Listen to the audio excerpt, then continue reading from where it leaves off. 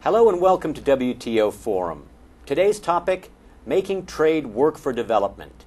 What can WTO members do to ensure that the global trading system delivers more for developing countries?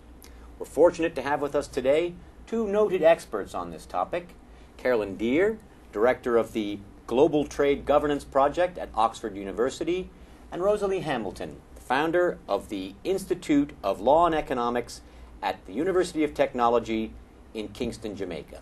Welcome to you both. Thank you. Thank you. Rosalea, I'll start with you. What can governments in developed and developing countries do to better integrate trade into poverty alleviation and development programs? I think countries must do two things. In fact, I don't think they have a choice. The first is to address the trade policies and trade activities of their trading partners. And these are not just the multilateral arrangements in the WTO, but the host of regional arrangements and bilateral arrangements that countries are engaged in.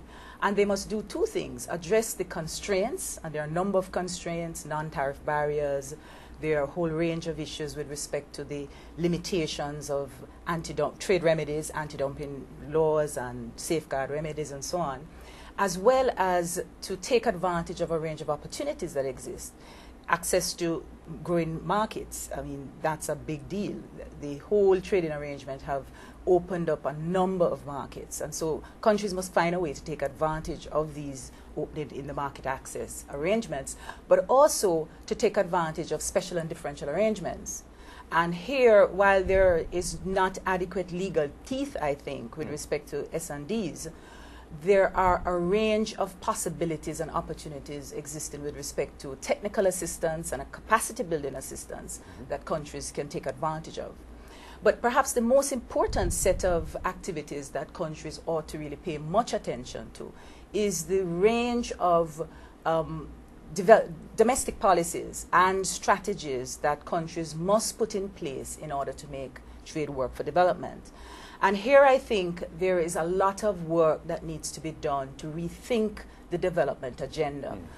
We're long past the days when development agendas that relied on preferences and high tariff barriers are really not the way to go. And countries, I think, must increasingly rethink those strategies in the face of trade rules that now make them really incompatible.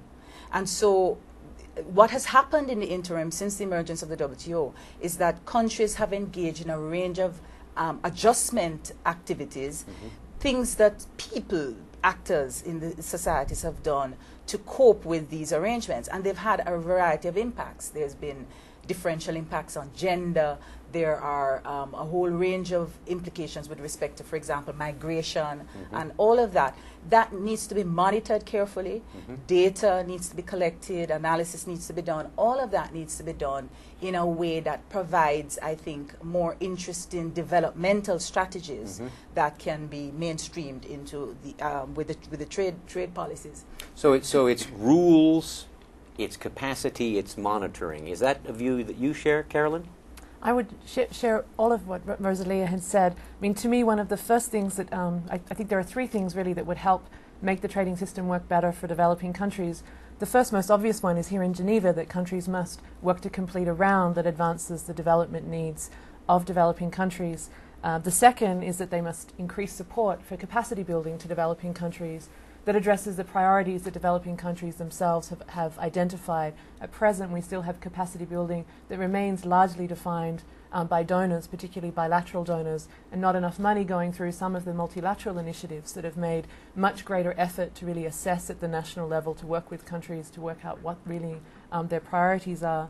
And thirdly, as Rosalea had said, I think that members need to improve the quality of the trade policy making process within their own countries. And this applies to developed countries too. The only time we'll get better deals for developing countries is if developed countries do more work at home to make sure that they are thinking about the kinds of trade policies and trade requests that they're making in ways that they ensure that they're taking into account the development needs of the countries that they're bargaining with. So if I may go back to the round itself, I think there are 6 things that we would need to do in the round to make it work well for developing countries. The first is to make sure that there's new market access for developing countries in terms of industrial and agricultural products. The second is to make meaningful cuts in the level of agricultural supports that are provided in developed countries. The third is to ensure that whatever deal comes out of the NUMA negotiations does not undermine the industrialization prospects of developing countries. The fourth is to do whatever we can to provide duty-free, quota-free access to goods from LDCs. And then fifth is to think about an expanded Mode 4, one in which enables developing countries to take advantage of the opportunities that they could have, economic opportunities from greater movement of labour, not just of professional labourers, but also of semi-skilled workforces. And the very final point would be to develop some serious disciplines on fishing subsidies. Developing countries are those that export most in the fisheries sector, and they have the most to gain from disciplines that ensure the long-term sustainability of fish stocks. It's a complex and highly integrated strategy. Absolutely. And in fact, I think one brings all of those complex issues together in a consultative framework at the national level that brings around the table all the key stakeholders. This, I think, is a very complex set of activities because it raises fundamental questions, for example, about representation. Who represents which sector? And in a democracy, unless you have elections and that kind of thing, who are legitimate representatives. Nonetheless, I think private sectors are the key players in trade and must play an important role in terms of that dialogue with respect to trade and development. My concern has been that in most countries, there is not adequate representation of the micro and small business sector. And that's a sector that is very, very vulnerable and, in fact, are the first to feel the negative impacts of this whole global trading arrangement. And so I think much more attention needs to be paid to the small and micro business sector to ensure that their views are around the table. And that's a complex set of issues. I think there's some hope in working through business associations, strengthening these associations and giving them voice so that their voice can be heard in these negotiations. Is that a view you share, Carolyn? I would share that view. I would simply add that, clearly it's vital to look at those sectors of the economy in developing countries that are most likely to generate development and gains in terms of poverty reduction. There's no point simply focusing on the largest exporting or the largest industries or companies in a country.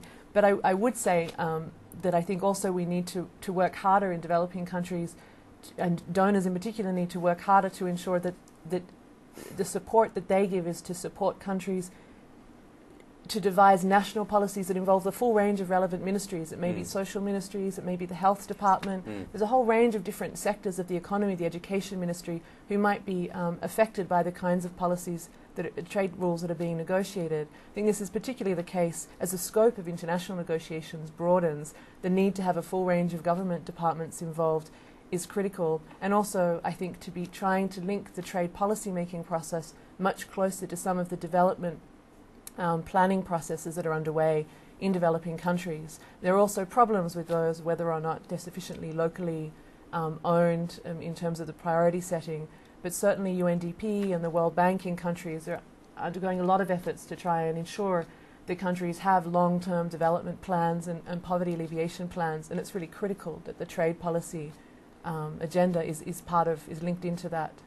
And I'd add to that civil society must be a part of all of this. The NGO community have played a very, very important role in all of these global discussions. They've had their voices heard in Seattle and other places.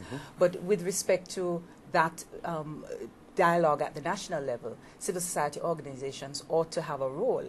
And in fact, it is when you look across society, trade impacts everybody. And so we have to find a way, I think, to be much more inclusive in the trade policy-making process. Carolyn, final thoughts? Building on what Rosalea has just said, I think that one of the key things that we can do is provide more support to countries for exactly these kinds of processes of trying to build coalitions in the business sector, trying to engage civil society or engaging trade policy makers, because one of the key things developing countries lack in terms of coming to international negotiations is a set of analytical inputs from back home, is ideas from the business sector, from the civil society, from research analysts back home as to what what really are their strategic interests that they should advance. Certainly the more powerful countries like the US and the EU have immense access to resources and analysis, and that's really something that developing countries are lacking. So we need to do all that we can to support them in order to ensure that they really know what they want when they come to these fora. Rosalie, you have the last word. Okay, I think, you know, making trade work will depend fundamentally on what countries do. I think we can't leave it to the market. The market mechanism doesn't work well all the time. In fact, Pascal Lamy puts it nicely. The invisible hand sometimes need a helping hand. And I think that it's those policies that countries devise that make sense of their own reality, that takes account of their own experiences, historical and otherwise, that will matter and ultimately will make trade work for development. Two very insightful perspectives on trade and development. I want to thank our guests, Carolyn Deere and Rosalea Hamilton, and thanks to you for watching WTO Forum.